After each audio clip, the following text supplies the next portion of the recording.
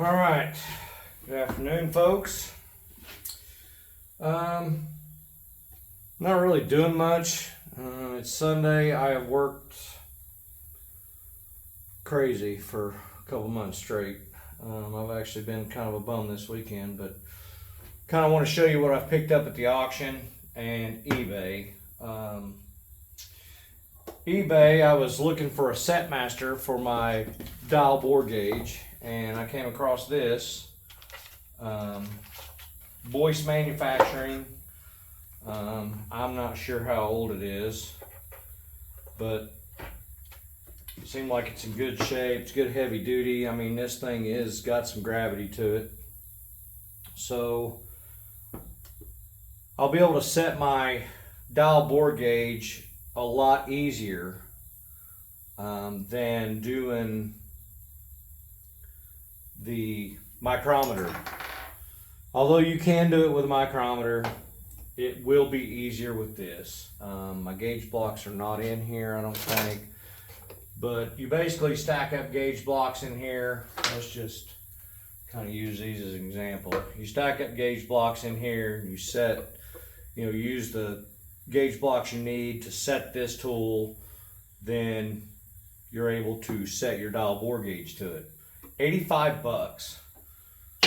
The only thing that I'm having an issue with is they say that this is a 6 to 13 only. The only difference is they didn't run this groove. Hopefully you can see that. Yeah, they didn't run this groove all the way down. I don't know why you would build a tool like that, but the slide will go all the way down. Now there's two ways that I can combat this. I can probably put this in the mill and run this groove on down and not be an issue. And I may attempt that at some point. The other way you could do it is not to tighten these back set screws up, or you could just tighten them against this, which again I don't see an issue with. I don't understand why you wouldn't be able to use this to set, basically 0 to whatever, or how big your bore gauge is. So anyway, you can also use a 4-inch gauge block to space up, as long as you are pretty sure your gauge blocks are good and calibrated, which I'm pretty sure mine are. They're a certified B, I believe. So anyway, that was a pretty good find. Usually a Setmaster will go for almost 400 bucks when you go to the Starretts and whatnot like that. So yeah, good buy there.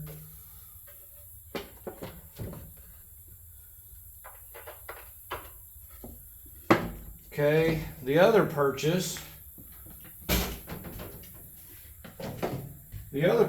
was cutter grinder.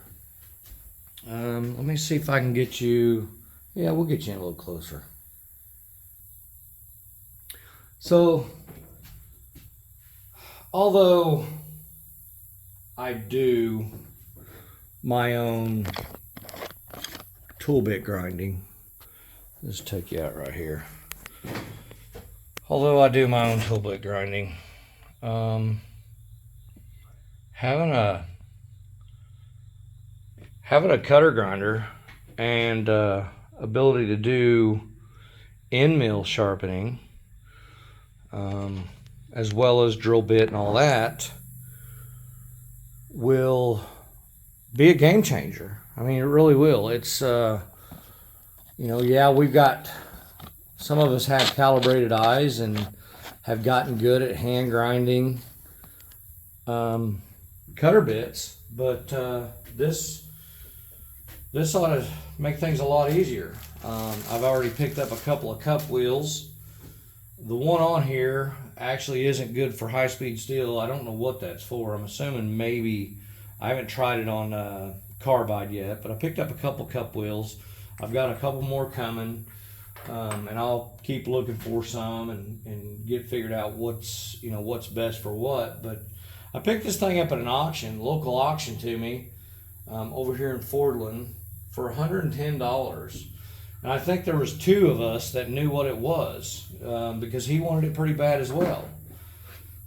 So he run it up on me. So the cool thing is, yes, Cat, I hear you. Cool thing is, of course, it's got so many adjustments on it, it's not funny. The bad thing is it takes a 4C collet. And a 4C collet, they're usually about $15 a piece. 15 to 30 is what I've been seeing on the eBay and all that. And I found, it came with one, and I found two at basically a machinist heaven thrift store type thing, up in Springfield called Hallway Industrial Sales.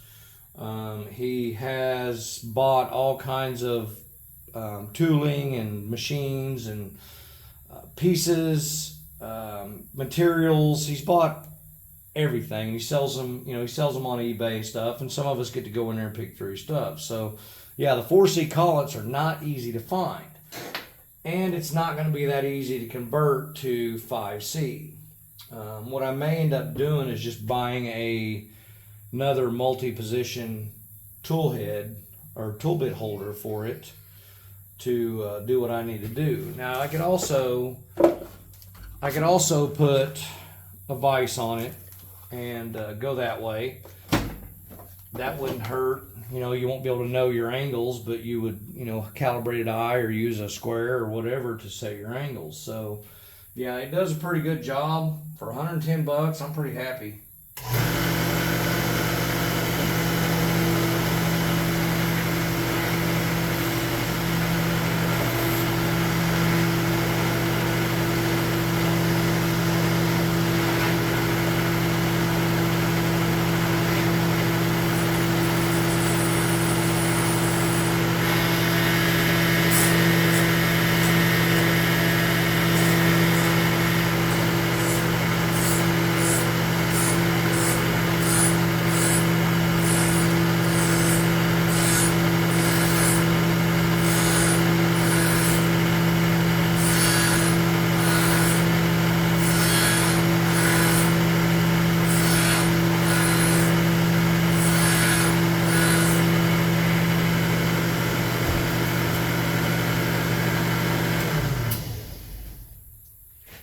So yeah, I'm tickled. My brother was trying to figure out what it was. He's not a machinist, he's a mechanic, but he was at the auction with me. He was like, well, why do you want that? What is it? And I told him what it was, and then I showed him the price of a new one. So yeah, I'm pretty tickled at that. But I actually went to buy an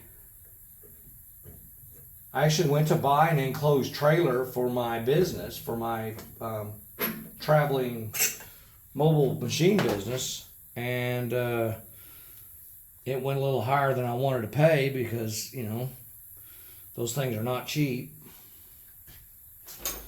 So I ended up going ahead and getting this. I was going to get it no matter what, if I bought the trailer or not. But yeah, I'm tickled. So yeah, that laid a good edge on there. Like I said, I've got other cup wheels that I'm gonna have to build spacers for. No big deal. You can build them out of plastic if you really want, but that's actually, no, that one doesn't have a spacer on it. So anyway, yeah, that's my purchase, man.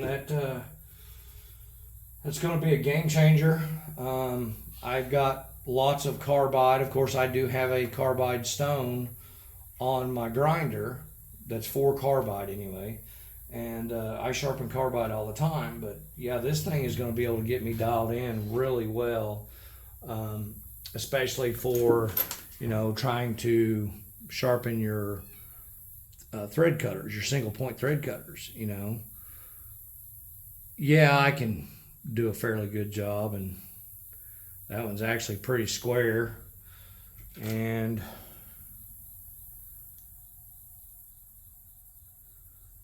According to the fish gauge, it's pretty close.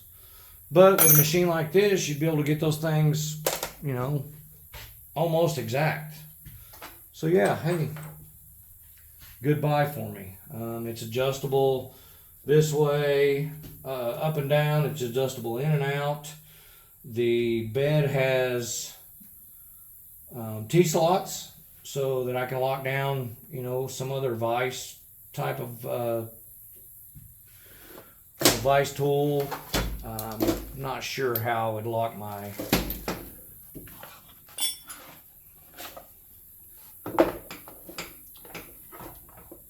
other than I'm not sure how I would lock that down. I guess you'd use each end. That would make sense. Of course it would.